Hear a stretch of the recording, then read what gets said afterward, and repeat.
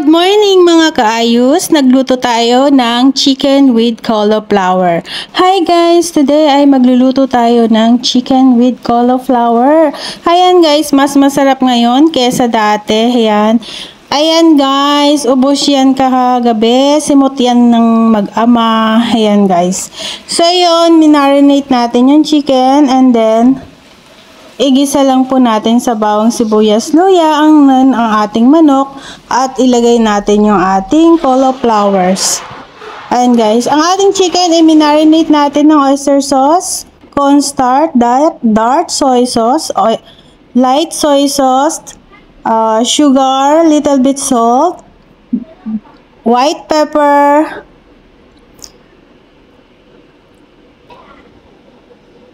ayan guys, so yun, luto ng ating chicken. I hope you like this video. Please give me thumbs up, like, shares, and comment down below. Igigisa lang po natin yan sa bawang sibuyas at luya guys. So yun, alam naman natin ang pag-isa guys, diba? And then yung broccoli ay pinakuluan natin with oil and salt ng water niya. Ayan guys, thanks for watching. God bless.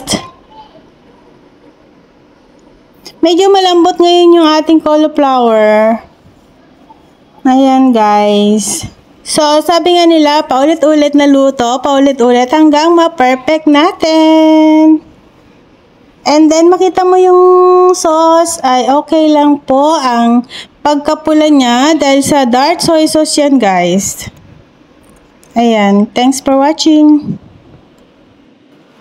Remember natin yung ating chicken ay minarinate lang natin yan guys. And then 35 HKD lang po, half yung ating chicken.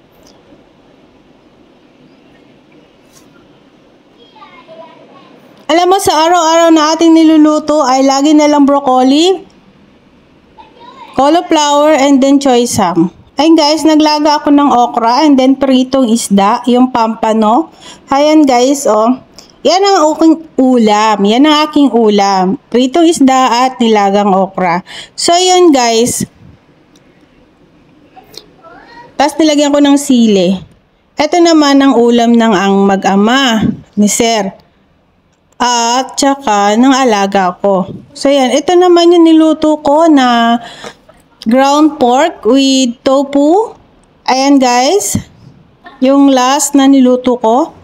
Ito naman yung pork with broccoli. Ayan guys, yung niluto ko na pork with broccoli. Ayan.